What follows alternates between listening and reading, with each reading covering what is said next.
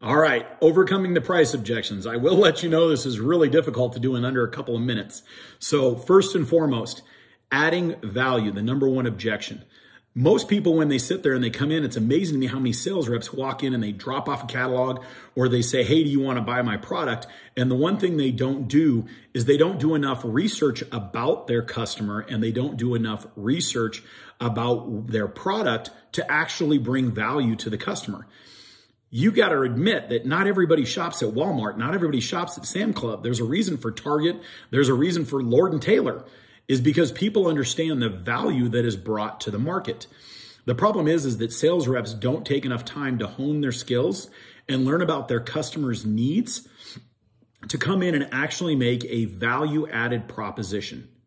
With that being said, not everybody wants to buy everything you have to sell. Is if you go in and give an amazing value-added proposition, you have to understand that some customers are just not a good fit.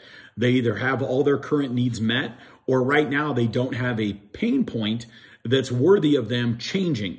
Change is difficult. And if they can't find a reason to change, there's no need to go with a new vendor. So the thing is if you go in and you really have a honed skill, you understand how to bring value, you understand the customer's goals and objectives for the next couple of years, and you understand how you can be part of that, then you can look at building that relationship going forward, which is the second part, which is establishing trust. It's amazing to me how many sales reps don't know how to go in and ask great questions. Great questions to find out about the customer. Now, back in the olden days when they would do sales call, this was called finding the pain point. I don't like negative sales calls. I like positive sales calls. I like going in and saying, what are you interested in? What sparks your interest? What goals do you have? What objectives do you have? What would make your company do that much better in the coming year? And then you focus on what that is and drive the sales call and whether or not it's a fit or not. The third one is, are you talking to the right decision maker? Now, it's amazing to me how many people go in and they just start making their pitch to the receptionist. And maybe she is the decision maker, but maybe she's not.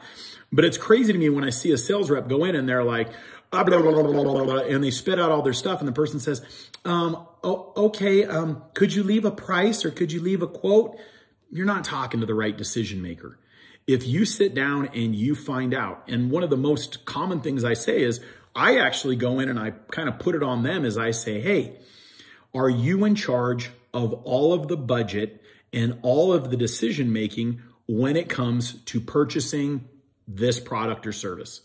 And most of the time, people, when you put that kind of responsibility and iota on them, most of the time they will direct you and they will say, no, actually, that's somebody else. That's Stefan, and he's back there. Or that's Tammy, and Tammy's out right now, but we can make an appointment with her.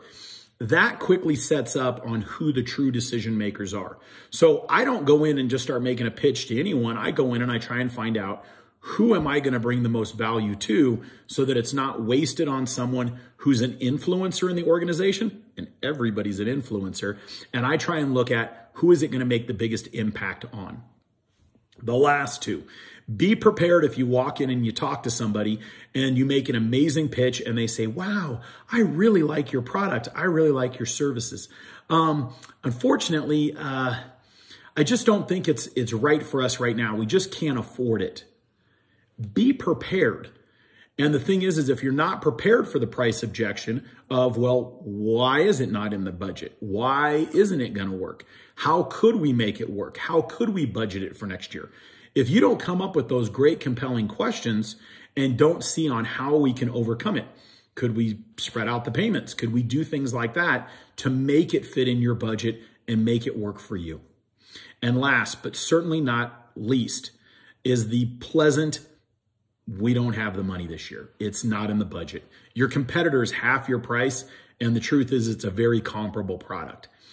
It's amazing to me how many sales reps take this as the ultimate level of defeat, and they can't get over it. And they're like, oh man, I'm so prepared, and this guy just won't buy. Why is he so? You're not going to win every single sales call. There's what's known as a bell curve of sales. There's the sweet people over here, there's the terrible ones over here, and then there's the bulk of people in the middle. realize that some of these bad ones over on this end, you just got to chalk it up to you can't win every single one of them. Okay, the 20-80 principle. 80% of your business comes from 20% of your customers. Find that sweet spot, move on, do another great presentation, take it on your next sales call. I hope that helps you overcome some objections. I know it's short and sweet, but we've only got a couple of minutes. Mention stuff in the comments. Let's see if we can turn this into a great learning experience.